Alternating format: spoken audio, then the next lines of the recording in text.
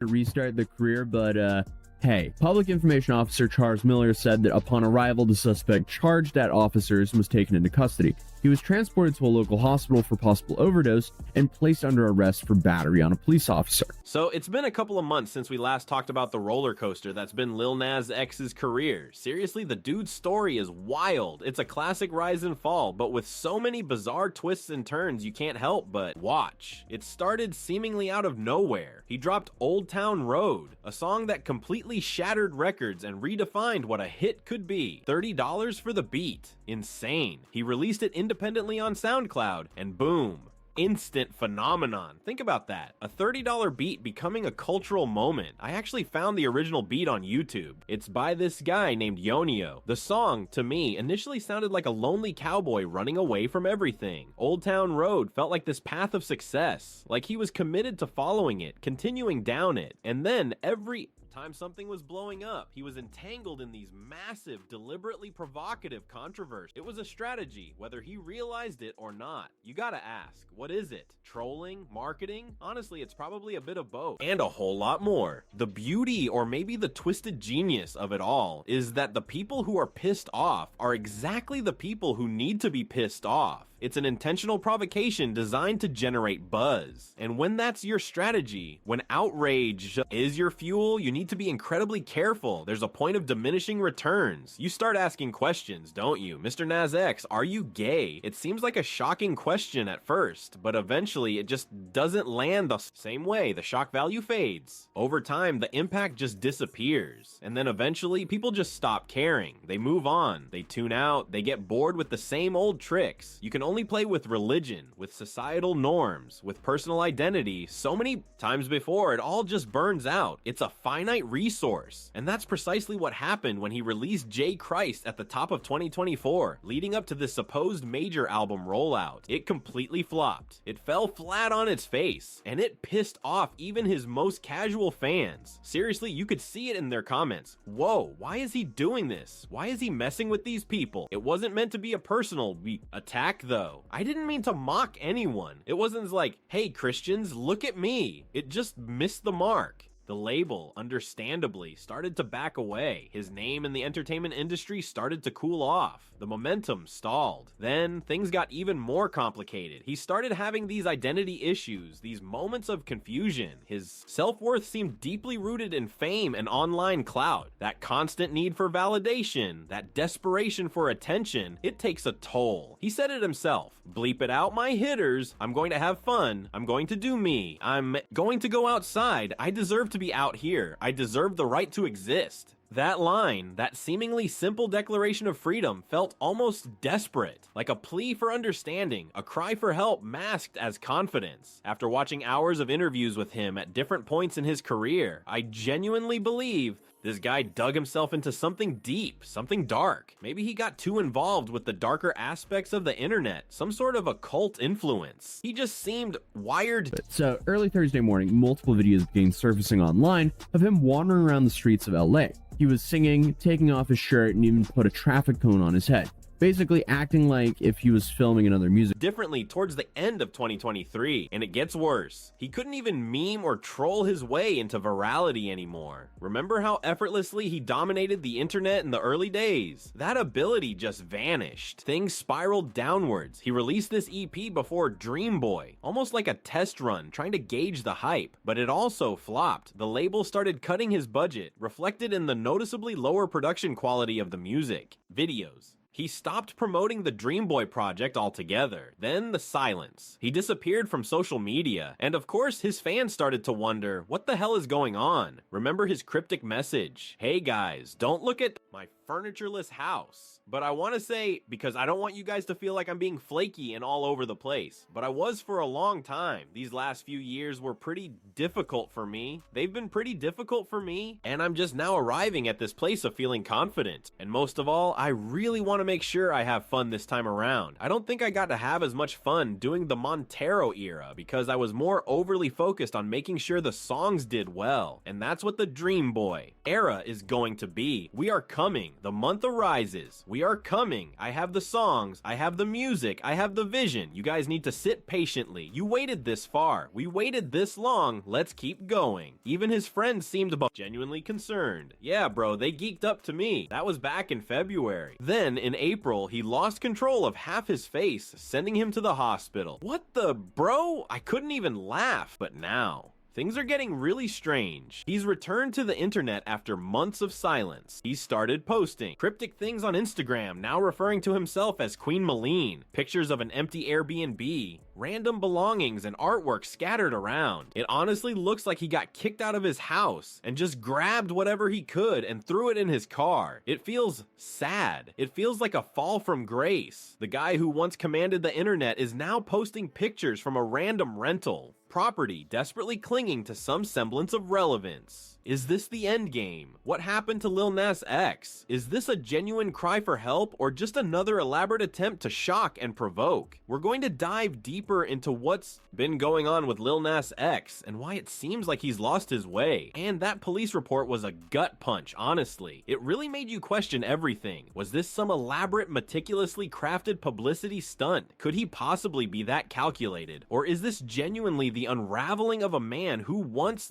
seemed to have it all? It's a question that's been buzzing around the internet, you know? People are torn. Some are saying it's a cry for help, a desperate attempt to get attention. Others are convinced it's just another layer of the shock and provoke persona he's cultivated over the years. And frankly, a part of me believes both are true. It's chilling to think about the lengths people will go to for relevance. We live in a world where controversy equals clicks, and notoriety can sometimes feel like a substitute for actual success. But to do something like this, to willingly subject yourself to arrest, to potential legal ramifications, it has to take a certain level of detachment from reality. Officer. So early Thursday morning, police received reports of a man walking around Ventura Boulevard wearing nothing but his underwear. Doesn't it? Or maybe it's the opposite. Maybe he's so overwhelmed by the pressures of fame, the constant scrutiny, the endless cycle of creation and consumption that he's finally cracked under the weight of it all. You gotta think about where he started. That viral TikTok, Old Town Road, absolutely changed the game. He was an overnight sensation, a cultural phenomenon. Suddenly he was everywhere. On magazine covers, talk shows, award ceremonies. The world was his oyster. But with that kind of sudden success comes a whole new set of challenges. The pressure to constantly innovate, to outdo yourself, to stay relevant. It's relentless. And when you're constantly under that kind of spotlight, it's easy to lose sight of who you are, what you stand for, and what you truly want out of life. And let's be real, the music industry is a beast. It's a machine designed to churn out hits and consume artists in the process. They build you up, they make you believe you're untouchable, and then they tear you down just as quickly when you're no longer serving their purpose. It's a classic tale of exploitation, and it's heartbreaking to watch someone like Lil Nas X, who started with so much genuine passion and creativity, become another casualty of that system. Think about how his relationship with the label has deteriorated. Remember all the drama surrounding Montero, the creative control clashes, the disagreements over the direction of the project. He wanted to push boundaries, to experiment with different sounds and visuals, and the label just wanted him to stick to a formula that guaranteed sales. It's a familiar story in the music industry, but it's still painful to watch someone's artistic vision get stifled by corporate interests. And now, with this latest incident, it feels like the ultimate consequence of that struggle. It's as if he's finally snapping, rejecting the constraints of the system and embracing chaos. But is it truly a rebellion, or is it a desperate cry for help disguised as defiance? Maybe it's a bit of both. The detail about him crashing in an Airbnb is so telling. It's a stark contrast to the image of luxury and extravagance that he once projected. It's a visual representation of his downfall, a reminder that even the biggest stars can fall from grace. And the fact that he's been posting these cryptic messages and releasing music without the label's permission, it's all indicative of a man who's lost control, who's operating outside the boundaries of the established order. Remember the video of him ranting on Ventura Boulevard? I want to live. I want to fight. It's a raw, unfiltered glimpse into his inner turmoil. It's a moment of vulnerability that's both unsettling and strangely compelling. And the way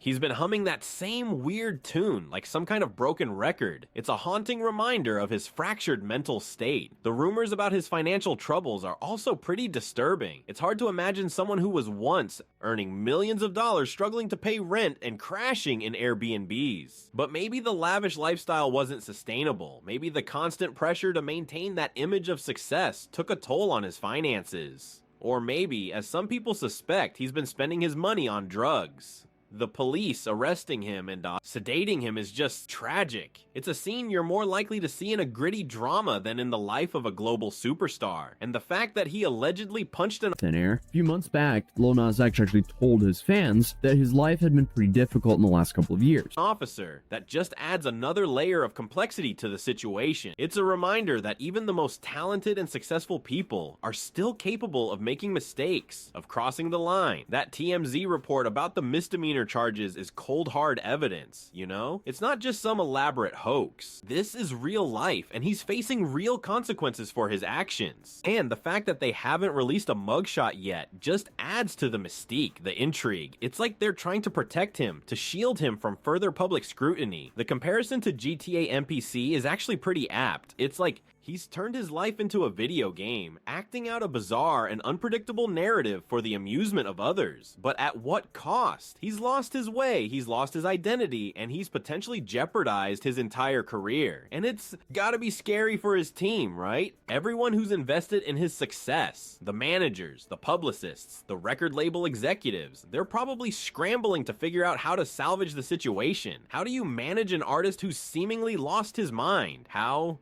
do you control a narrative that's spiraling out of your hands? It's easy to dismiss this as just another publicity stunt, another attempt to shock and provoke. But I think it's more complicated than that. I think it's a symptom of a larger problem, a reflection of the pressures and anxieties of fame and fortune. He was so busy trying to be someone else, trying to live up to the expectations of others, that he lost sight of who he truly is. Honestly, it's a cautionary tale for all of us, a reminder that true success isn't measured in dollars and cents, but in happiness, fulfillment, and a sense of purpose. And sometimes, the greatest act of rebellion is simply being yourself, even if it means defying the expectations of the world. The question now is, what happens next? Will he find a way to reclaim his life, to reconnect with his passion, and to find a path towards healing? Or will he continue down this destructive spiral, ultimately becoming another tragic footnote in the annals of pop culture? Only time will tell, but one thing's for sure, this whole situation is a mess, and it's heartbreaking to witness. He needed someone to catch him, someone to really listen. Maybe now it's too late, but the thing is, a fall this spectacular, it's got people talking for him, you know? The sympathy's pouring in. It's weird, right? Like, people are genuinely concerned, not just waiting for the next viral clip. You're seeing Pray for Nas trending alongside the inevitable memes, the jokes, the speculation. It's this bizarre juxtaposition of genuine worry and the inescapable reality of the internet's hunger for content, and the silence from his camp. That's just fueling the fire. Usually there's a carefully crafted statement, a damage control PR blitz. This